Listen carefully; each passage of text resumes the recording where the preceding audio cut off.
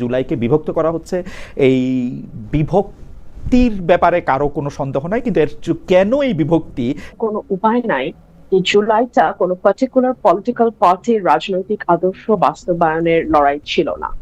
Initially এই লড়াইটা ছিল বৈষম্যের বিরুদ্ধে। বৈষম্য শব্দটিকে আপনি চাকরিতে কোটার মধ্যেও আটকে ফেলতে পারেন, আবার এই শব্দটির অনেক ব্যাপক বিস্তৃত অর্থ দিয়ে এই শব্দটিকে আপনি অনেক দূর পর্যন্ত নিয়ে যেতে পারেন।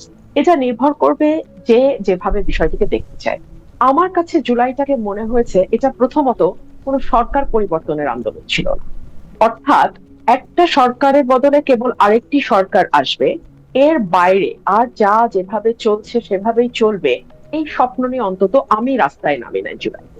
আমার যেটা স্বপ্ন ছিল, আমার মনে হয় আমার মতো আরো লক্ষ লক্ষ তরুণের একই স্বপ্ন ছিল, যে বাংলাদেশে একটা প্রকৃত অর্থে জনগণের ক্ষমতায়ন ঘটবে এবং একটা সহি নির্বাচনের মাধ্যমে আমরা মোটা দাগে, যেটা 90 উত্তর একটা মোটা দাগের গণতন্ত্র আমরা প্রতিষ্ঠা করতে পেরেছিলাম, জনগণের একটা সরকার আমরা কায়েম করতে পারবো। একই সঙ্গে আমাদের স্বপ্ন ছিল যে যেই যেই অন্যায়গুলো আমরা 15 বছর হতে দেখেছি, সেটা মানবাধিকার লঙ্ঘন হতে পারে, সেটা অর্থনৈতিক ভয়াবহ রকম যেই দুর্নীতি দুঃশাসন হয়েছে সেটা হতে পারে, সেটা গোষ্ঠীতন্ত্র হতে পারে, সেটা নিজস্ব মানুষের হাতে রাষ্ট্রের সকল ক্ষমতাকে পুঞ্জীভূত করা হতে পারে, প্রতিষ্ঠানগুলোকে ভেঙে ফেলে দিয়ে একেবারে সবকিছুকে এক ব্যক্তির হাতে নিয়ে আসবার যে প্রবণতা সেটা হতে পারে। এই সকল কিছু থেকে আসলে বাংলাদেশের মানুষ মুক্তি চেয়েছিল, এবং এই সকল কিছুকে যদি আপনি এক ফ্রেমে আনেন এবং আপনি যদি রাজনৈতিক দলগুলোর সঙ্গে আলাপে বসেন, প্রাথমিকভাবে এই যে চাওয়াগুলো, বেসিক যে চাওয়াগুলো, এই ব্যাপারে কিন্তু কোনো দল বলতে পারবে না যে এটা আমার রাজনৈতিক দলের আদর্শ না। কোনো দল কি বলতে পারবে আমরা ভোট চাই না? কোনো দল কি বলতে পারবে যে আমরা মানুষের অধিকারে বিশ্বাস করি না? কোনো দল কি বলতে পারবে আমরা একটা বৈষম্যহীন সমাজ নির্মাণ করতে চাই না, কিংবা আমরা দুর্নীতিকে আহ মানে আমরা দুর্নীতিকে গ্রহণ করি? কোনো দল তো আসলে এটা বলতে পারবে না। তো আপনি যদি মোটা দাগে জুলাইকে বড় অর্থে দেখেন, বড় ক্যানভাসে আমরা দেখি, তাহলে আমরা দেখবো যে এখন আপনি যদি এটাকে আদর্শের লড়াইটা বলেন, আমি বলবো সেটা একেবারেই ভুল। কারণ দলগুলোর কোনোটার আদর্শের সাথে জুলাইয়ের মূল স্পিরিটের কিন্তু কোনো দ্বন্দ্ব নাই। তাহলে সমস্যাটা হচ্ছে কোথায়? সমস্যাটা হচ্ছে, আমরা দেখলাম জুলাই পরবর্তীতে যেই স্লোগানগুলো দেয়ালে লেখা হয়েছিল, যেই স্লোগানগুলো মিছিলে উচ্চারিত হয়েছিল, যেই আওয়াজটা আমরা সাধারণ গণমানুষের মুখে মুখে শুনেছিলাম, সেটা ধীরে ধীরে ধীরে ধীরে ফিকে হয়ে যেতে থাকলো, এবং সেই জায়গাটা দখল করলো মব, সেই জায়গা দখল করলো উগ্রপন্থা, সেই জায়গা দখল করলো মেয়েদেরকে ধীরে ধীরে কোণঠাসা করে ফেলা, সমাজের প্রান্তিক মানুষগুলোর উপরে আরো বেশি কড়া নজরদারি করা। আমরা দেখলাম যে সেই জায়গাগুলোর স্বপ্ন নিয়ে একজন হেজাব পরা মেয়ের সঙ্গে একজন মানে টপ মানে প্যান্ট এন্ড টি শার্ট পরা মেয়ে পথে নেমেছিল, সেই জায়গাটা আস্তে আস্তে ফিকে হয়ে যেতে যেতে একেবারে নাই হয়ে গেল।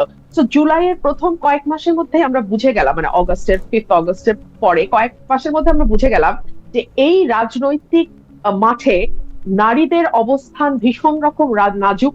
এই রাজনৈতিক মাঠে একটা মানে বিশেষ গোষ্ঠীর মতের বাইরে যারা ধর্ম এবং রাজনীতিকে ধারণ করে, তাদের জায়গাটা খুব সীমিত। আমরা বুঝে গেলাম এখানে বিভিন্ন ভাবে সংখ্যালঘু মানুষের জায়গাটা খুব সীমিত। তো আমার মনে হয় না এটার সাথে আদর্শের কোন রকম কোন সংযুক্ততা আছে। জি খালেদ ভাই। বেঁচে না, আমি চট করে শুধু প্রশ্নটা পড়ি। আপনি যেগুলিকে মব বলতেছেন, যেগুলিকে উগ্রপন্থা বলতেছেন, বা সংখ্যাগুরুদের তুষ্টিমূলক রাজনীতি বা অবস্থানের কথা বলতেছেন, বাংলাদেশের বেশিরভাগ মানুষ যদি সেটা চায়, আপনি সেইটা মানে কেন উপর থেকে ঠেকাবেন? মানে আপনার যে দেখার দৃষ্টিভঙ্গি, তার থেকে যদি বাংলাদেশের বেশিরভাগ মানুষের দেখার দৃষ্টিভঙ্গি আলাদা হয়, তাহলে আপনি কেন সেটা মানবেন না? আপনি তো গণতন্ত্রের পক্ষের লোক, আপনি তো চান যে বেশি মানুষের কথাই মানা হোক। একদম তাই, আমি আপনার সাথে শতভাগ একমত। কিন্তু মজাটা হচ্ছে যে আমি যাদের কথা এতক্ষণ বলছিলাম, উগ্রপন্থা বা নারীর প্রতি যারা এক ধরনের বিশেষ মনোভাব পোষণ করে, তারা কিন্তু সংখ্যায় খুব বেশি না। তাদের হইচইটা হয়তো অনেক বেশি, সামাজিক যোগাযোগ মাধ্যমে তাদের প্রেজেন্সটা হয়তো অনেক বেশি, কিন্তু আমি যেটাকে সেইন পলিটিক্স বলি, আমি যেটাকে সুস্থ ধারার রাজনীতি বলি, সেটার সমর্থনকারী মানুষের সংখ্যা বেশি। যদি এটা না হতো, তাহলে কিন্তু হয়তো নির্বাচনের ফলাফলটা অন্যরকম কিছু হতে পারত, এবং নির্বাচনের আগে আগে কিন্তু সেই ধরনের একটা ভাইবও বাংলাদেশের মাটিতে দেওয়ার চেষ্টা হয়েছে। এবারে নির্বাচনটা এমনকি হইতে পারে না যে তারা বেশি ভোট বিএনপিকে দিছে, কিন্তু তারা বিএনপিকেও সেরকমই দেখতে চায়? মানে বিএনপিকেও একটা সময়, মানে যে বিএনপিকেও I know তার what you একটা, mean. G I know what you mean. I know what you mean. জি বিএনপি কে এখানে তার রাজনীতিটাকে ঠিক করতে হবে।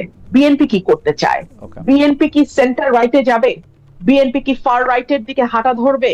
নাকি বিএনপি একেবারে সেন্ট্রিস্ট, যেটা দেশনেত্রী বেগম খালেদা জিয়া এবং শহীদ প্রেসিডেন্ট জিয়া রহমানের যেই দল, সেইভাবে বিএনপি তার দলটাকে পরিচালনা করবে? সমস্যা হচ্ছে যে একটা দলের ভেতরে, এবং বিশেষ করে বড় দলগুলোর ভেতরে অনেক রকম মতের মানুষ থাকে।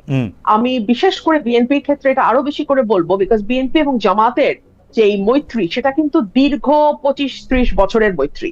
সেই 91 সাল থেকে শুরু হওয়া মৈত্রী, তাই না?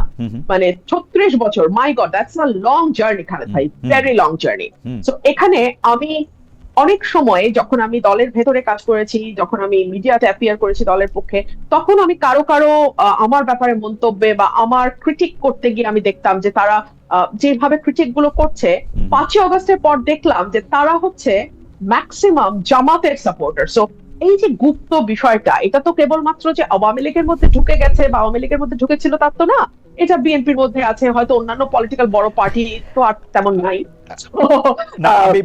আমি আপনার কাছে আবার আসবো, আমি একটু অ্যাডভোকেট হাসনাত কাইয়ুমকে শুনতে চাই একই বিষয়ে। শুধু আমি এখানে বলে রাখি যে আপনি বিএনপি কে তার রাজনীতিটা ঠিক করতে বলতেছেন, তার মধ্যে সেন্ট্রিস্টের জায়গায় সে আসলে আছে কিনা সেটা আপনি দেখতে বলতেছেন। আপনি বলতেছেন যে বিএনপির সাথে জামায়াতের যে একটা সম্পর্ক ছিল দীর্ঘদিন ধরে, তার কারণেও বেশ কিছু, আপনি গুপ্ত শব্দটা ব্যবহার করেছেন। কিন্তু আমি 2 পয়সাটা একটু দিয়ে রাখি কাইয়ুম ভাই শুরু করার আগে। আমি দেখছি যতক্ষণ পর্যন্ত বিএনপি স্বাধীনতার কথা, বাংলাদেশের 71 সালের কথা, তাদের দলের প্রতিষ্ঠাতা জিয়াউর রহমানের মুক্তিযুদ্ধ অবদানের কথা যত বেশিবার বলে, বা বাংলাদেশের স্বাধীনতার যে বিভিন্ন সিম্বল, প্রতীক এগুলি আছে না, এগুলির কথা বললে তারা বেশি নিন্দা ঝড়ের মধ্যে পড়ে। কিন্তু তারা তো আবার কিছুটা জামায়াতে ইসলামের পক্ষে, বা যারা বাংলাদেশে বেশি ধর্মাশ্রয়ী দলগুলির পক্ষে যারা কথা বলে, তারা অনেক তালি বা বাহবা পায়। তো সেই ক্ষেত্রে আমি জানি না বিএনপি তার রাজনীতিটা আসলে কিভাবে ঠিক করবে, বা আপনার কাছে আমি আই কান্ট এগ্রি মোর, যেটা হাসনাত ভাই বললেন, যে এইটাতে দুই দলই মোটামুটি বেনিফিটেড হয়েছে। আওয়ামী লীগ বেনিফিটেড হচ্ছে কারণ এখন এই ইস্যুটা নিয়ে বেশ 2 দিন ধরে উত্তাল হয়ে আছে, 2 দিন কেন, এর আগের থেকেই। আর বিএনপি বেনিফিটেড হচ্ছে কারণ আমরা এখন ভয়াবহ গ্যাস সংকট, যেটা আমি আমার প্রথম আলোচনায় একটু বলার সুযোগ পেয়েছিলাম, ভয়াবহ গ্যাস সংকট। আমি গ্রামে থাকি, সপ্তাহে 3 দিন খালেদ ভাই 12 থেকে 14 ঘন্টা গ্রামে কারেন্ট থাকে না।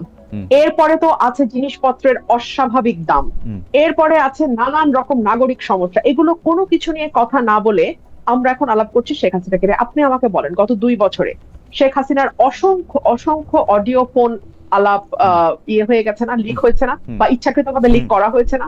সেটার সাথে এই কনফারেন্সের ডিফারেন্সটা কোথায়? আমি কিন্তু কোনো ডিফারেন্স নাই। উনি আসবেন, আমি কোনো ডিফারেন্স দেখি নাই আসলে, একই কথা, কোনো ডিফারেন্স নাই। আচ্ছা, ক্ষমার কথাটা আমি একটু হাসনাত ভাইয়ের সাথে যোগ করি। 96 সালে আমারও মনে আছে শেখ হাসিনা বলেছিলেন, যদি অতীতে কোনো ভুল হয়ে থাকে আমার ক্ষমা চাচ্ছি, একবার সুযোগ চাই।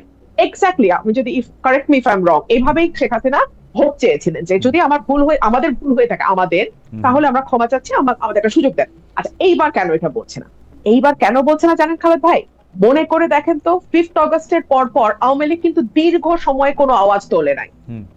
এরপরে আস্তে আস্তে আওয়ামী লীগ সমর্থক যেই সাংবাদিকরা আছেন বা যারা হয়তো মিডিয়াতে কাজ করেন, তারা একটু করে ঘুরিয়ে বিভিন্ন কথা বলা শুরু করলেন, এবং তারা এই কথাটা খুব আস্তে আস্তে আওয়াজটা বাড়া শুরু হলো তখন, যখন দেখা গেল যে বাংলাদেশে একটা বিন্দু পরিমাণ সুশাসন গত 2 বছরে কোনো সরকার কায়েম করতে পারে নাই।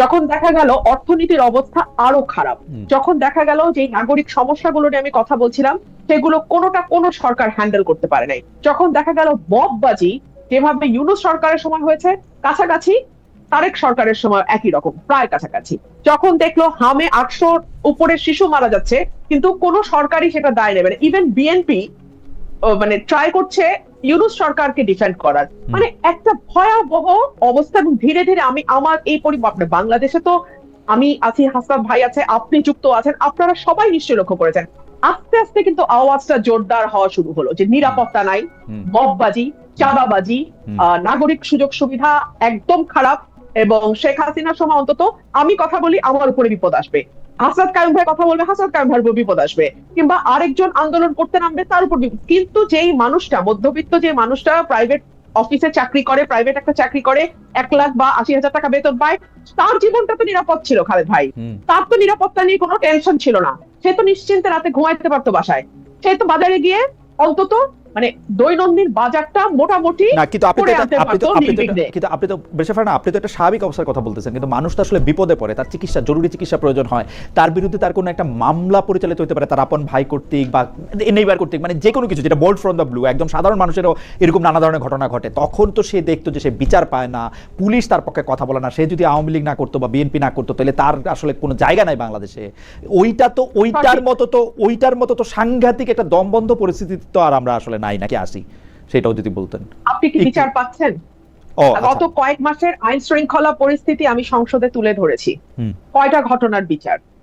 আপনি আসেন, মামলা আগেও আমরা দেখেছি বিএনপির নেতাকর্মীদের নাম হরে দরে সবার নাম দিয়ে লাস্টে 100 অজ্ঞাতনামা, এবং সেই 100 থেকে 500 আপনি বলতে অজ্ঞাতনামার চাচ্ছেন যে মধ্যে একই রকম আছে, তাহলে বেশি পারে না আপনি একটু একই রকম আছে, তাহলে আমরা কি এইটা হাসত খানের কাছে শুনবো যে একই রকম আছে কিনা, বা দুর্ভোগটা একই রকম আছে, দুর্ভোগ দুর্ভোগটা একই রকম আছে। সেই মামলা বাণিজ্য, সেই শোন অ্যারেস্ট, সেই মানে ঘটনা ঘটুক না ঘটুক বিরোধী দলের নামে মামলা, সেগুলো চলতেছে।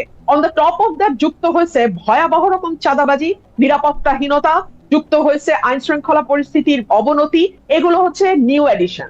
তো মানুষ তো বলতে বাধ্যই হবে, এবং এটা তো আওয়ামী লীগকে একটা সাহস দেবে যে ও আমাদের তো পাল্টাইছিলা, তো কোন বেটার প্রোডাক্টটা তোমরা পেলা। অনেকে বলতেছেন যে আওয়ামী লীগ যে সাহসটা পাইতেছে, সেই সাহসটা আসলে মূলত দিচ্ছেন আপনি, কারণ আপনি একটা পরিচিত সংসদ সদস্য, আপনি আওয়ামী লীগের আসার পথ, এই ব্যাপারটা কি আপনি কোনো কিছু বলবেন? যে মানে দেখেন আমাদের রিসার্চ টিমও এরকম লেখছে যে আপনি হচ্ছেন সবচেয়ে বেশি শেখ হাসিনার আসার ব্যাপারে পজিটিভ কথা বলতেছেন, যে হ্যাঁ উনি আসবে বা ওরকম কোনো কিছু। ভাই শুনেন, আমি বাংলাদেশের খুবই ক্ষুদ্র একজন রাজনৈতিক কর্মী, but at the same time আমি একজন লয়ার, এবং আমার পরিবারের একটা রাজনীতির ইতিহাস আছে। সো আমি একজন পলিটিক্যাল ফ্যামিলির সন্তান হিসেবে আমি চিন্তা করি আমি ওই জায়গায় থাকলে আমি কি করতাম। সো